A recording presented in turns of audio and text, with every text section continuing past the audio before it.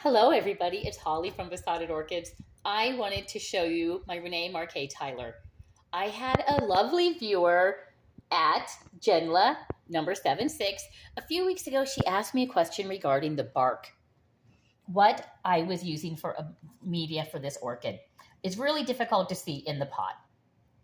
So I have got a mixture here for you to show you.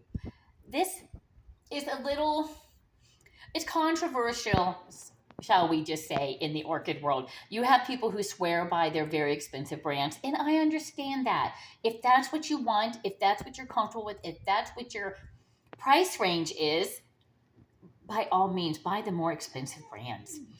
I have 160 some plus orchids, and so many of them I got smaller, and I did need to start up potting some of them, and it was just getting outrageous the amount of bags I was buying. So one day when I was in the garden center at Lowe's, I did find a fir bark.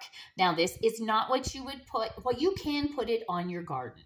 It's a very large bag. But this one does not have dye. It's not the red. It's not the black. This is in the natural state. And as you can see, oh, you can hear my dog. She's fighting with the mini blind. Excuse her. You can see the different sizes here. So if you wanted to be, a little more picky about it, say your Cattleyas would take the larger bark. Some of your smaller type rooted plants, oncidiums, could have the little smaller bark. I don't get too bent out of shape about that, except, I'm not going to use huge bark. Like that piece would probably be picked out. But I did add a little bit of perlite. And I have recently purchased some charcoal that I did buy for a terrarium project. I may or may not start adding some of that into the mix.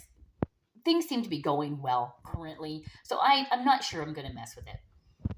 But one thing I would like to have, I would like to find a larger perlite, and I've just been unable to find anything. I bought this, and it was labeled large. This is not a large perlite.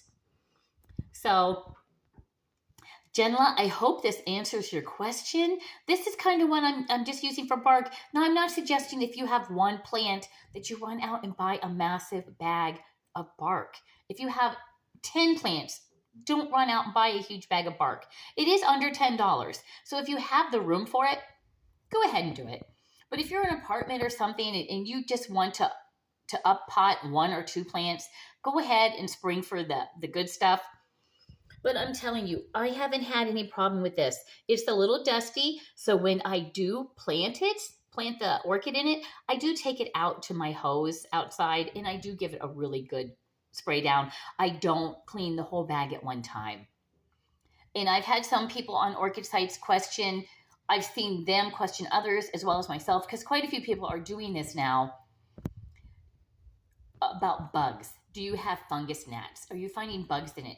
I have not. I've had two very large bags so far. I have not found anything with bugs in it. And as I sift through, when my bag gets, you picked out the really good stuff. Then you just get, the detritus, the smaller stuff you don't necessarily want with your orchids. That just goes out in my flower bed. So you're not wasting anything. But look at this. I think this is perfectly acceptable. I'm not worried about that for my orchids. So if you have a very large collection, mine's not very large, but 160 plus, that's a pretty good size collection. This, I think, is a perfectly acceptable way to go. You have people who say, oh, I've spent so much money on my orchids. I have some orchids I've dropped 50, 60 bucks for. They live in this. I'm not overly concerned with it. I think you have some really nice pieces in here. So this, I hope it answers your question, Genla. This is what I put mine in. So just a medium, say you were going to go online and order a bark, just get a medium mix and, maybe throw in a little perlite if you want. Some of the bags do come with perlite. I think the Better Grow has a brand, Better Homes and Gardens has a brand at Lowe's that has a little bit of everything in it. Some charcoal, some nice pieces, that's acceptable. But certainly if you have a large collection, I just don't see a problem with this. And I didn't want to tell people the minute I did it. You want to wait and see if it's detrimental to your orchids. And I haven't had a problem. No fungus gnats, no anything. So And I just store it out in my garage. I keep it in the bag. I store it in the garage. So I clean as I use. I would never clean the entire bag at one time because I don't want mold to develop.